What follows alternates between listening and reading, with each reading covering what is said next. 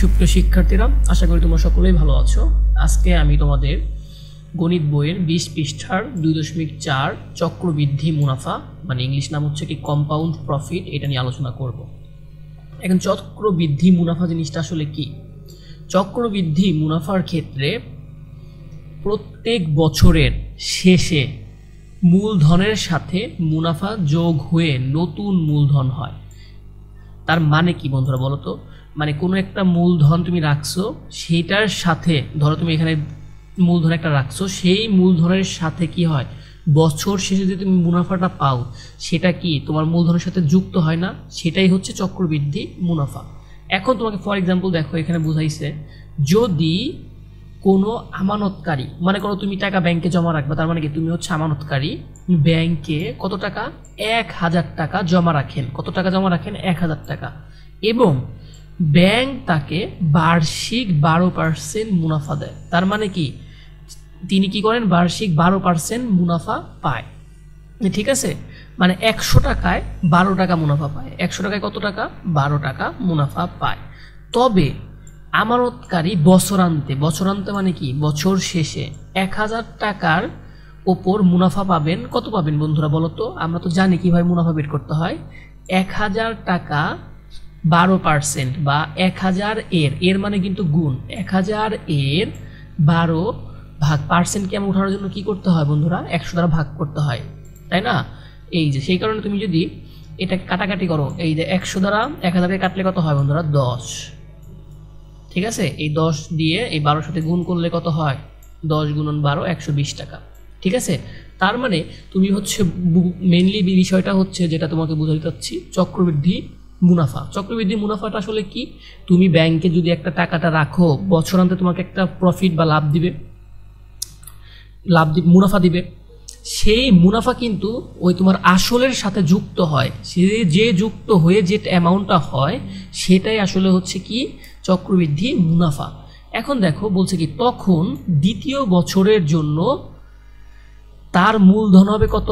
1000। তুমি কিন্তু 1000 টাকা কি তোমার প্রথমে মূলধন তুমি দিছিলা, তোমার আসলটা হচ্ছে কি মূলধন বা আসল তোমার কত ছিল? 1000। কিন্তু পরবর্তী বছর কি তুমি যে মুনাফাটা পেলা সেটাও কিন্তু তোমার আসলের সাথে যুক্ত হয়ে যাবে। আগে ছিল 1000, পরে যুক্ত হইল কত? 120। তাইলে কত হইল? 1120 টাকা বা 1120 টাকা, যা তার চক্রবৃদ্ধি মূলধন। এটা কি? তার চক্রবৃদ্ধি মূলধন। তার মানে কি দ্বিতীয় বছরান্তে মুনাফা পাবে কত? 1000-এর উপরে না, 1000-এর উপরে পাবে না, কারণ দ্বিতীয় বছরে তার মূলধনটা কত হয়েছে বন্ধুরা বলো তো? 1120 টাকা। তার মানে কি 1120 টাকার ওপর 12% মুনাফা দেওয়া হবে। তার মানে বুঝতে পেরেছো, প্রথম বছরে তুমি হচ্ছে টাকা রাখলা কত? 1000 বছর শেষে তুমি কি করলে? একটা লাভ পেলা। সেই লাভের টাকাটা কি হইলো? তোমার আসলের সাথে যুক্ত হইলো। যুক্ত হয়ে যে টাকাটা হইলো সেটাই হচ্ছে চক্রবৃদ্ধি মূলধন, তাই না? সেই যে মূলধন, যে মুনাফাটা পাইলা তুমি, সেই মূলধন হইলো। পরবর্তী বছর কি করলা? পরবর্তী বছর কি তুমি 1000-এর উপরে মুনাফা পাবা? না, পরবর্তী বছর তুমি এই যে 1000-এর সাথে 120 যুক্ত হয়ে যে 1120 টাকা হইল, সেটার উপরে তুমি মুনাফা পাবা। তাই লিখেছে 1020 টাকা, মানে 1120 টাকার 12% মানে কত? 1120 এর মানে কত? গুণ, তোমাকে একটু আগে বলেছিলাম, এর মানে গুণ 12। এই যে পার্সেন্ট আছে, পার্সেন্ট ওঠানোর জন্য কি করা লাগে? 100 দ্বারা ভাগ করতে হয়, তাই না? আচ্ছা, এখন দেখো এই যে এটাকে কত দিয়ে কাটছে? এই যে 12কে আর 100কে কাটছে হচ্ছে 4 দিয়ে। 4 দিয়ে হচ্ছে 100কে ভাগ করলে হয় 25, আর 4 দিয়ে 12কে ভাগ করলে কত হয়? 3। 3 4 12, 4 25 100। আবার কি করছে? এই যে 25কে 5 দ্বারা কাটছে, 5 5 25, আর 1120কে 5 দ্বারা ভাগ করলে হয় কত? 224। এই 224 আর 3 গুণন করে হয় হচ্ছে 672, ভাগ কত? 5। 672কে 5 দ্বারা ভাগ করলে হয় কত? 134.40 টাকা। ঠিক আছে, এখন তোমাকে বলতো এটা দ্বিতীয় বছরে, তাহলে দ্বিতীয় বছরে তোমার কত হইল? এই যে দ্বিতীয় বছর, তাহলে তৃতীয় বছর দেখো তো, দ্বিতীয় বছর তোমার এইটার মুনাফা 12% মুনাফা বের হলো কত? 134.40 টাকা। এবং এখন দেখো তো তৃতীয় বছরের জন্য আমানতকারীর চক্রবৃদ্ধি মূলধন হবে কত? তুমি যে জমাটা রাখলা এটার মূলধন কত হবে? তোমার আগের মূলধনের সাথে কত? 134 টাকা যুক্ত হয়ে যেই টাকাটা হবে সেটাই তোমার পরবর্তী মূলধন। এটাই হচ্ছে আসলে তোমার চক্রবৃদ্ধি মূলধন। মানে দ্বিতীয় বছর তোমার কত ছিল 1120 টাকা, এটা হচ্ছে মূলধন ছিল, তার সাথে 134.40 টাকা যুক্ত হয়ে কত হবে 1254.40 টাকা। এটা হচ্ছে তৃতীয় বছর। তো চতুর্থ বছরে তুমি 12% কোনটার উপরে 1000-এর উপরে 1000-এর উপরে তুমি 12% লাভ পাবা, মানে সুদ পাবা না, এই যে 1254.40 এইটার উপরে তুমি 12% মুনাফা পাবা। আশা করি বুঝতে পেরেছো। এখন দেখো এভাবে প্রতি বছরান্তে মানে প্রতি বছর শেষে ব্যাংকে আমানতকারীর মূলধন বাড়তে থাকবে। এভাবে কি করবে, তোমার মূলধন আস্তে আস্তে বাড়তে থাকবে। এই বৃদ্ধিপ্রাপ্ত মূলধনকে বলা হয় চক্রবৃদ্ধি মূলধন বা চক্রবৃদ্ধি মূল। মানে এটার দুইটা নাম, একটা মূলধনও বলা হয়, চক্রবৃদ্ধি মূলধনও বলা হয় বা চক্রবৃদ্ধি মূলও বলা হয়। তুমি রাখছিলা কত বন্ধুরা বলো তো? তুমি রাখছিলা হচ্ছে 1000 টাকা, আস্তে আস্তে 3 বছর পর তোমার বেড়ে কত হইলো বন্ধুরা বলো তো? 1254.40 টাকা। এটা কি প্রতি বছর তাহলে তোমার মূলধন বৃদ্ধি পাচ্ছে না? এই যে বৃদ্ধি পাচ্ছে এটাই হচ্ছে চক্রবৃদ্ধি মূলধন বা চক্রবৃদ্ধি মূল। আর প্রতি বছর বৃদ্ধিপ্রাপ্ত মূলধনের উপর যে মুনাফা হিসাব করা হয়, মানে প্রতি বছর বৃদ্ধিপ্রাপ্ত মানে তোমার যে বৃদ্ধি হওয়ার পর যে মূলধন হইলো তার উপর যে মুনাফাটা হিসাব করা হয় একেই চক্রবৃদ্ধি মুনাফা বলে। তবে এ মুনাফার নির্ণয় 3 মাস 6 মাস এর চেয়ে কম সময়ের জন্য হতে পারে। আশা করি বুঝতে পেরেছো। এখন দেখো চক্রবৃদ্ধি মূলধন ও মুনাফার সূত্র গঠন। আমরা কিন্তু এর আগে সরল মুনাফা জেনেছি, তাই না বন্ধুরা? সরল মুনাফার ক্ষেত্রে কি শিখেছিলাম? I=P/N। ওটা তো সরল, এখন চক্রবৃদ্ধি নেই, এখন তো চক্রবৃদ্ধি, সেই কারণে আমরা নতুন সূত্র শিখব। এখানে তোমার 2টা সূত্র তুমি শিখলে তোমার সমস্ত কিছু হয়ে যাবে। এই চ্যাপ্টারের অঙ্ক শিখতে আর কোনো সমস্যা নেই, মাত্র 2টা সূত্র। আর এই যে তোমাদের এখন এই যে কথাগুলো বলবো এগুলো হচ্ছে তোমাকে সূত্রটা কিভাবে আসলো সেটা হচ্ছে দেখাবো, ঠিক আছে? এই সূত্রটা মানে এগুলো তোমার মনে রাখতে হবে না, এখান থেকে তোমার হচ্ছে জাস্ট এই যে 2টা সূত্র কিভাবে আসলো এই 2টা সূত্র প্রতিবেদন তোমাকে দেখাই দিব। এই 2টা সূত্র তুমি মনে রাখতে পারলেই তোমার এই চ্যাপ্টারের সূত্র আর মানে যে কোনো অঙ্ক তোমার করতে আর কোনো সমস্যা হবে না। তার মানে কি, এর আগের ভিডিওগুলোতে আমরা শিখেছিলাম সরল মুনাফার ক্ষেত্রে, তাই না? সরল মুনাফার ক্ষেত্রে সূত্র জানতাম I=P/N। ওই একটা সূত্র দিয়ে কি করলাম 2.1 অনুশীলনী 2.1 সমস্ত অঙ্কগুলো করলাম না? এখন যদি এই যে মাত্র 2টা সূত্র মনে রাখতে পারো বাকি অঙ্কগুলো তুমি করে ফেলতে পারবা। আর এই যেগুলো তোমাকে মনে না রাখলেও চলবে, কিন্তু শিখে রাখা ভালো কিভাবে সূত্রটা আসলো, ঠিক আছে? তাহলে তোমার অঙ্কটা শিখতে আরও মজা লাগবে। আচ্ছা, চক্রবৃদ্ধি মূলধন ও মুনাফা সূত্র গঠন, মানে কিভাবে সূত্রটা গঠন করা হয় সেটা। ধরা যাক প্রারম্ভিক মূলধন বা আসল। এই যে আসলকে কি বলা হয়? এটাকে প্রারম্ভিক মূলধনও বলা হয়। বন্ধুরা আমি তোমাদের এই যে এই সূত্রটা কিভাবে আসতেছে এটা বুঝিয়ে দিচ্ছি কেন জানো? তোমাদের হচ্ছে বেসিকটা আরও স্ট্রং হবে, মানে পরবর্তী ক্লাসে তোমরা হচ্ছে আরও ভালো মতো অঙ্ক করতে পারবা। অঙ্কটা তোমাদের আশা করি কোনো সমস্যা থাকবে না। সেই কারণে আমি তোমাকে ভেঙে ভেঙে ভেঙে ভেঙে সূত্রগুলো কীভাবে আসতেছে সেগুলোও বলে দিচ্ছি। যদি একটু ভিডিওটা বড় হয় তারপরেও তোমরা হচ্ছে সম্পূর্ণ ভিডিওটা দেখো, তোমাদের উপকার হবে। আচ্ছা, এখন দেখো আসল আমরা কি আগে জানতাম পি, এটার আরেকটা নাম কি হয়? প্রারম্ভিক মূলধনও বলা হয়। এবং বার্ষিক মুনাফার হার আর, এটা কিন্তু আমরা জানি। প্রথম বছরান্তে মানে প্রথম বছর শেষে চক্রবৃদ্ধি মূলধন মানে আগের যে মূলধন ছিল তার সাথে আরও কিছু যুক্ত হয়ে সে যে মূলধনটা হইল, মনে করো আগে ছিল কত 1000 বা 100ই ছিল, তার সাথে পরবর্তী বছর মুনাফা যুক্ত হয়েছে আরও মনে করো 12% 12 টাকা যুক্ত হয়েছে, ঠিক আছে? এটা যুক্ত হয়ে কত হইল 112 টাকা যুক্ত হইলে এটাই কি তোমার চক্রবৃদ্ধি মূলধন। এটা হচ্ছে তোমার প্রারম্ভিক আসল মানে প্রারম্ভিক মূলধন বা আসল। এই আসল সাথে 12% মানে 12 টাকা যুক্ত হইয়া যে টাকাটা হইল সেটা 1 বছর পরে সেটাই হচ্ছে তোমার চক্রবৃদ্ধি মূলধন। আশা করি বুঝতে পেরেছো। আচ্ছা, এখানে তোমার এখন দেখো তো বন্ধুরা, এইখানে চক্রবৃদ্ধি মূলধনের সূত্রটা কি? আসল যোগ মুনাফা। আসল মানে তুমি যে জায়গাটা প্রথম বছর তুমি রাখলা, মূলধনটা জমা রাখলা, এই আসল তার সাথে যুক্ত হয় কত? মুনাফা, তাই না? এই দেখো আসলেরটা আমি জানি কত? পি। এখন মুনাফার এই দেখো এখন যোগ, এই যে পি, আসল মানে কি? পি তুমি জানো, লিখলা, এই যোগের আছে যোগের জায়গায় যোগও লিখলা তুমি। তারপরে পি এবং আর, পি আর আসলে কি হবে? এই যে মুনাফার হার, এটা কার উপরে মুনাফার হার বন্ধুরা বলো তো? আসলের উপরে মুনাফার হার, তাই না? এই আসলের উপরে, সেই কারণে এটা মুনাফা সমান কত? পি গুণন আর, ঠিক আছে? পি গুণন আর, কারণ তোমার মুনাফার হার এটা কার উপরে মুনাফার হার, আসলের উপরে না বন্ধুরা, তাই না? ওই সেই কারণে পি গুণন আর, এটাই হচ্ছে মুনাফা, লিখলাম। এখন তুমি জানো এই দেখো উভয় পাশে কি আছে, পি আছে, তার মানে কি আমি কমন নিতে পারি, দুই পাশে পি থাকলে একটা কমন নিয়েছি, এই পি।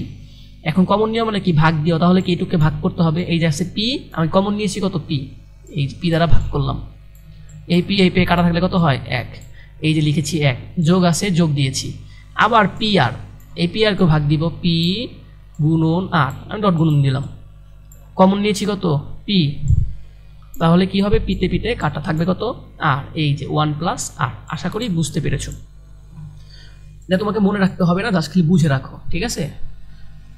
তোমার ওই পরীক্ষায় ওই দুইটা সূত্র দিয়েই অ্যাপ্লাই করা হবে, কিন্তু ওই সূত্রটা কিভাবে আসতেছে সেটার জন্য বোঝাচ্ছি। এখন দেখো দ্বিতীয় বছরান্তে মানে কি, 2 বছর পরে চক্রবৃদ্ধি মূলধন কি হবে, প্রথম বছরে যে চক্রবৃদ্ধি মূলধন ছিল তার সাথে মুনাফা যুক্ত হবে।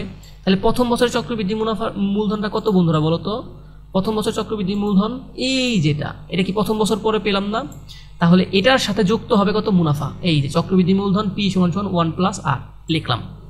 তারপরে কি এটার সাথে যুক্ত হবে কত, এই যে যোগ, এই যে যোগ, মুনাফা যুক্ত হবে, এই যে মুনাফা, আমি আগেরটাই করেছিলাম কি, যে মুনাফার হার কার সাথে, আগের পি এর সাথে গুণ হয়েছিল না, আসলের সাথে, কারণ এই আসলের মুনাফার হার এটা, তাই না, তাই লিখেছিলাম পি গুণন আর। তাহলে এখন মুনাফার হার কত হবে বলতো, এই যে এইটার উপরে, তার মানে কি এই যে আসল, এখন তো দ্বিতীয় বছর এই আসলটা কোনটা, এটা না, এই যে পি 1 যোগ আর, এই আসলের সাথে আর গুণন হবে, ঠিক আছে? এখন দেখো এখনো সেম, এখন দেখো তো উভয় পাশে দুইটাই কমন যায়, এমন কি আছে, এটাও পি আছে এটাও পি আছে, তার মানে পি কমন নিতে পারি, এখানে 1 প্লাস আর আছে, এখানে 1 প্লাস আর আছে, তার মানে কমন নিতে পারি, তাই আমি কমন নিলাম কত বন্ধুরা, এই দেখো উভয় পাশে কি আছে, পি 1 প্লাস আর, এই যে পি 1 প্লাস আর, এটা কমন নিলাম, এটা এখন কমন নিলে কি হবে, এইটুকু ভাগ করতে হবে, এইটুকু ভাগ করতে হবে, তাই না, এই যে পি 1 যোগ আর, ভাগ যাবে কত দিয়ে, আমি কমন নিচ্ছি কত, পি 1 যোগ আর, এই যে পি 1 যোগ আর, এই যে, তাহলে আমাকে দুইটা কাটাকাটি যাবে, কাটাকাটি করলে থাকে কত, 1, এই যে 1 যোগ, তাহলে এই পাশেও তো পি 1 প্লাস আর, এই পাশে পি 1 প্লাস আর দিয়ে কাটাকাটি ভাগ করলে কত থাকে, কত আর, এই যে শুধুমাত্র আর রয়েছে, ঠিক আছে? এই যে পি এর জায়গায় পি 1 প্লাস আর ইন্টু 1 প্লাস আর, এই 1 প্লাস আর ইন্টু 1 প্লাস আর কে আমি স্কোয়ার লিখতে পারি, যেমন এক্স গুণন এক্স, আমি সমান সমান কি এক্স স্কোয়ার লিখতে পারি না,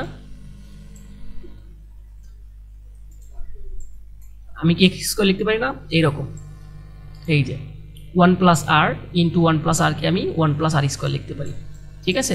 এখন দেখো তৃতীয় বছর কি হবে, তৃতীয় বছরান্তে চক্রবৃদ্ধি মূলধন হবে কি, দ্বিতীয় বছরের চক্রবৃদ্ধি মূলধন যোগ মুনাফা, তার মানে কি দ্বিতীয় বছর চক্রবৃদ্ধি মূলধন কত, পি 1 প্লাস আর হোল স্কোয়ার, তাই না, 1 প্লাস আর হোল স্কোয়ার দিলাম।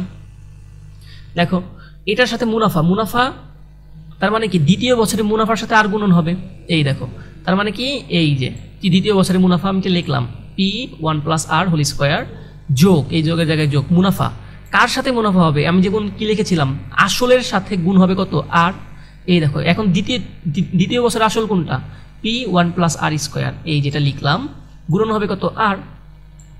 এখনো সেম, আমি এখন দেখো তো এখানে উভয় পাশে আছে কি পি 1 প্লাস আর, এই দেখো এই যে পি 1 প্লাস আর, এখানেও আছে পি 1 প্লাস আর হোল স্কোয়ার, তার মানে কি উভয় পাশে কমন নিতে পারি, দুই পাশে যেহেতু আছে, এই যে কমন নিলাম পি 1 প্লাস আর হোল স্কোয়ার নিলাম, নেওয়ার পরে কি করলাম, কমন, তার মানে কি এটা দ্বারা এটাকে ভাগ করলে কত থাকে, 1, এই যে আমি লিখলাম 1, এই যে যোগ আছে যোগ দিলাম যোগ, ঠিক আছে?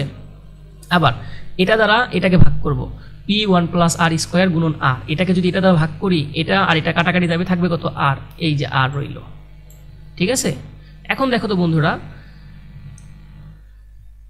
আগে ছিল কত, 2টা, তাহলে কি এখন আবার কি আরেকটা গুণাকার আছে 1 প্লাস আর স্কোয়ার, ঠিক আছে?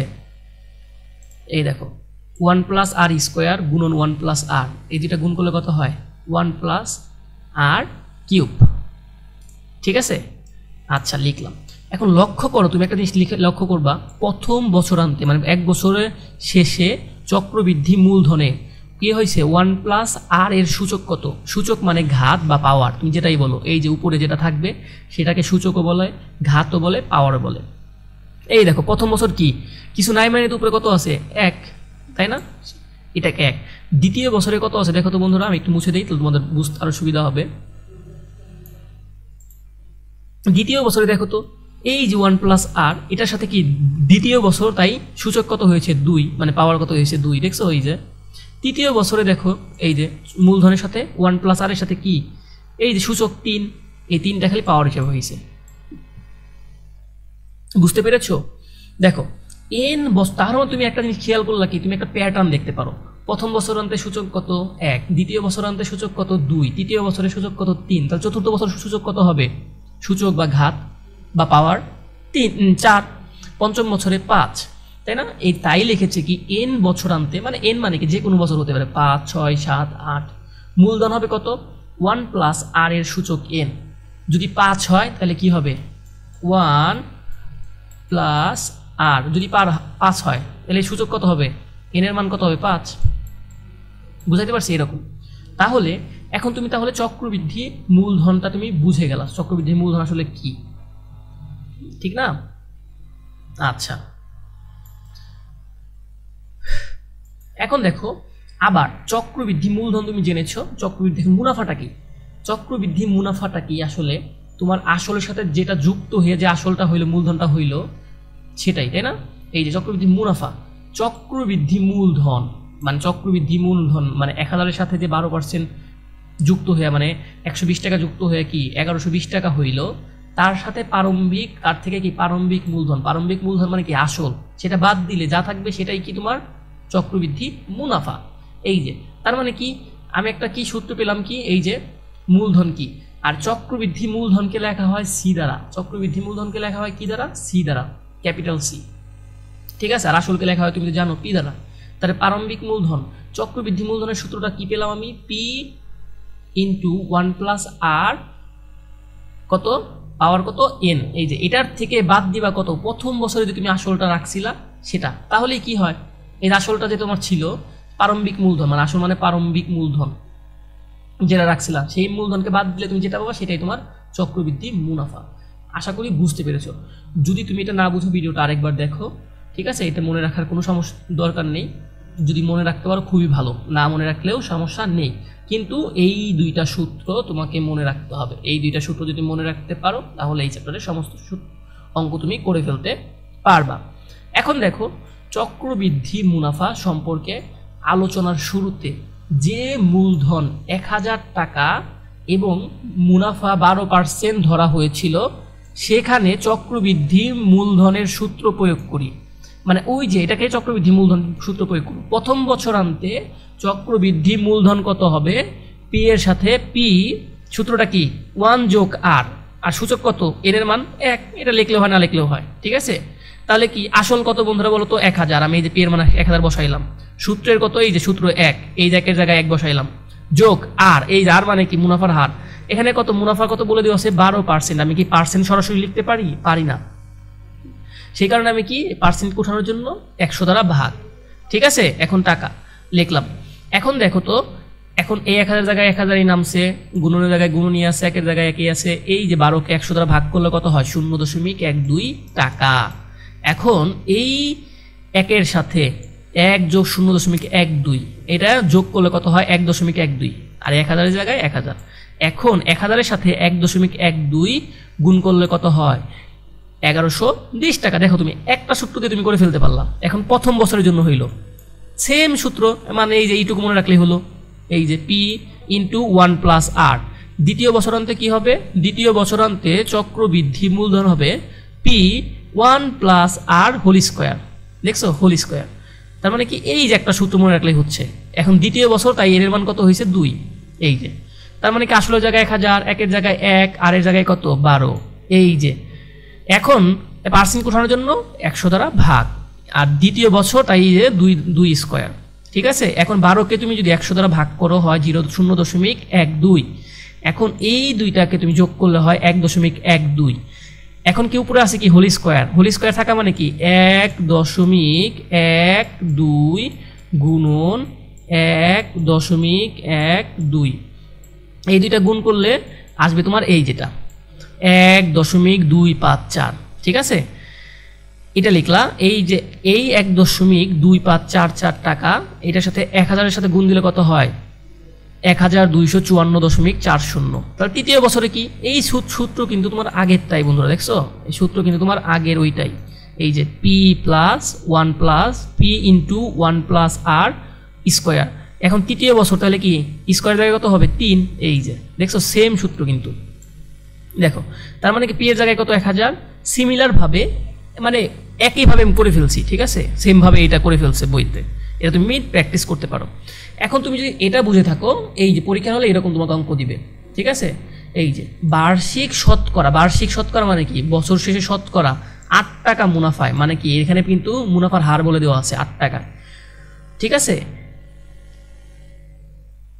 এখানে কি আছে দেখো তো ৬২,৫০০ টাকার 3 বছরে, তার মানে কি ৬২,৫০০ টাকা, এটাকে আসল 3 বছরের চক্রবৃদ্ধি তোমাকে মূলধন বের করতে বলেছে। তাহলে 3 বছরের, এই যে আমরা জানি কি সি মানে কি এটা চক্রবৃদ্ধি মূলধনের হচ্ছে সিম্বল সি, ঠিক আছে, সমান পি ইন্টু 1 প্লাস আর এন, এটাকে আমরা জানি, এটা সূত্র, এটা মনে রাখতে হবে তোমার, এই একটা সূত্র মনে রাখলে তুমি সব অঙ্ক করতে পারবা।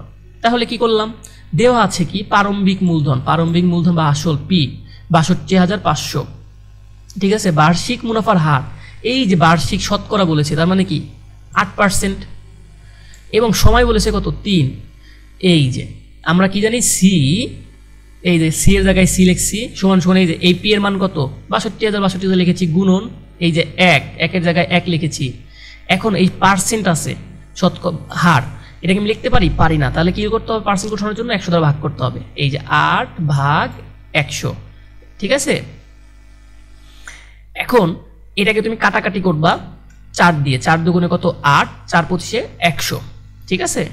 উপরে এই যে আর সময় কত 3, এই যে এনের জায়গায় কত হবে 3, যদি 4 বছর বলতো এখানে তাহলে এনের জায়গায় কত 4, বুঝতে পারছো, আশা করি বুঝতে পেরেছো। এখন এটার সাথে তুমি হচ্ছে যদি লসাগু করো বা এভাবে তুমি করো ক্যালকুলেটরে করো, তাহলে 27/25 আসবে, ঠিক আছে। তারপরে এই যে এটাকে তুমি তোর কি করবা, এই 27/25কে ভাগ করলে কত আসে, মানে 25 দিয়ে 27কে ভাগ করলে 1.08, আর উপরে কিউব আছে 3 মানে কিউব, ঠিক আছে, এটাকে টাকা। এটাকে তুমি যদি কিউব করো ক্যালকুলেটরে আসবে 1.259712, এটার সাথে ৬২,৫০০ গুণ দিলে আসবে ৭৮,৭32 টাকা। এটাই তোমার কি চক্রবৃদ্ধি মূলধন, ঠিক আছে। এই যে এটাই কি তোমার চক্রবৃদ্ধি মূলধন, তার মানে কি তুমি 3 বছরে চক্রবৃদ্ধি মূলধন বের করে ফেলতে পারলা। এখন তোমাকে যদি বলতো 4 বছরের চক্রবৃদ্ধি মূলধন, সেম ভাই, এই যে এখানে উপরে যে এন আছে এনের জায়গায় 4 হতো, যদি বলতো 5 বছরের, এখানে এনের জায়গায় কত হতো 5 হতো, ঠিক আছে। আশা করি তোমরা বুঝতে পেরেছো, যদি না বুঝে থাকো আবারও ভিডিও দেখো। তার মানে কি তোমার এই চ্যাপ্টার থেকে এই অঙ্কগুলো পারতে গেলে এই যে 2টা সূত্র তোমাকে একবার ঠুটস্থ করতে হবে, ঠুটস্থ মানে কি ঠোঁটের আগায় এনে ফেলতে হবে, তাহলেই তুমি অঙ্কগুলো করে ফেলতে পারবা। তাহলে পরবর্তী ভিডিও দেখার আমন্ত্রণ রইল, ধন্যবাদ সকলকে।